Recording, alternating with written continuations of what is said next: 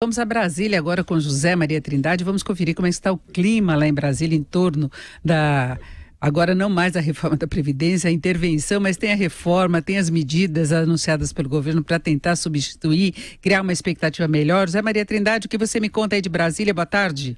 Pois é, muito boa tarde, Denise, e boa tarde a todos. Denise, a facilidade com que o governo aprovou esse decreto de intervenção federal no Rio de Janeiro, na Câmara e Senado, mostra exatamente que este decreto tem o apoio político e que o presidente pelo menos acertou politicamente. A resistência básica foi do PT e do PCdoB. 13 senadores votaram contra, é muito pouco.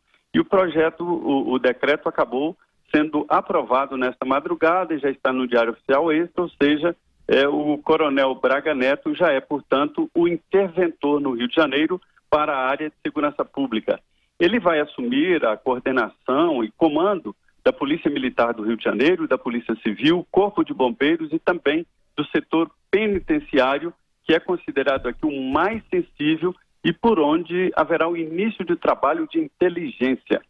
O ministro Raul Jungmann, da Defesa, faz questão de explicar, ele acompanhou todo o processo aqui de votação na Câmara e também no Senado, de que não se trata de uma intervenção militar, é apenas uma coincidência que o comandante militar do leste seja o interventor.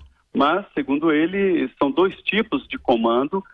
Ele vai falar diretamente com o presidente Michel Temer, que é o caso da intervenção, a parte mais burocrática de nomeação de um novo secretário de segurança para o Rio de Janeiro, substituições, e outro que é a GLO, que é a garantia da lei e da ordem, que está sendo exercida pelas Forças Armadas, em que ele é o comandante, né? E neste caso ele se reporta diretamente ao ministro da Defesa. Ou seja, são dois lugares ocupados por um só, na tentativa aí de unificar o comando. Denise, o clima está menos tenso. Já houve uma distensão aqui, o debate foi muito profundo, o PT não deixou fácil, né? Tentou obstruir, segurou a votação e Renan Calheiros, ex-presidente do Senado, até tentou evitar a votação, mas no final o governo ganhou e já está em vigor e, portanto, autorizado este novo método, né, de acabar com a violência, que é a intervenção no Rio de Janeiro. Situação complicada. Agora, Zé Maria, houve um certo desentendimento com relação à presidência da Câmara e do Senado, no que se refere àquela agenda que poderia substituir, pelo menos em termos de expectativas, a reforma da Previdência, né? Eles andaram falando mais grosso aí para mostrar quem manda, né? Olha, houve várias interpretações aqui, de que o presidente da Câmara e Senado estariam brigando com o presidente Michel Temer, mas não. O alvo é mesmo a equipe econômica e o ministro Henrique Meirelles. Já aí um reflexo dessa disputa pela presidência da República. O Meirelles reuniu a equipe econômica, a imprensa, e deu uma entrevista dizendo que retirava a proposta a prioridade para a reforma da Previdência, por motivos óbvios, né? Falta de votos e com a desculpa de intervenção no Rio de Janeiro, mas que colocaria os 15 pontos, são vários pontos, até meio desconexos ali, para suprir a falta da reforma da Previdência. O presidente da Câmara, o deputado Rodrigo Maia, reagiu de uma maneira muito forte. Disse que é um desrespeito ao Congresso Nacional e que as medidas têm cheiro de café velho requentado, né? Uma coisa bem chata, né?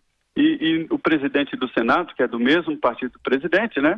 Reagiu também. O senador Eunício garantiu que quem faz a pauta do Congresso é o Congresso e não o governo, ou seja, não a equipe econômica.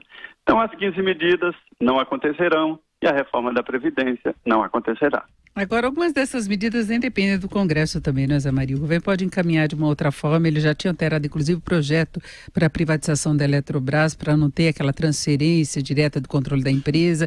Ele tem algumas formas de driblar, mesmo que haja alguma resistência do Congresso. O problema era a emenda constitucional, que era o caso da Previdência, né?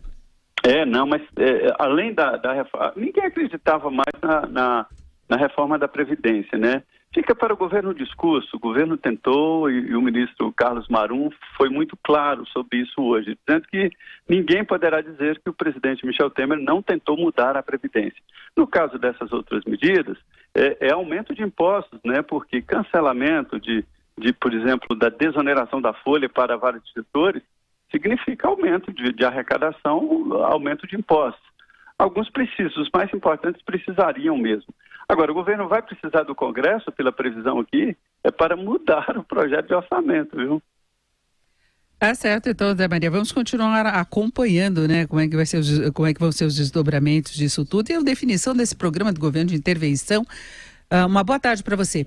É isso, muito boa tarde, Denise. Boa tarde a todos.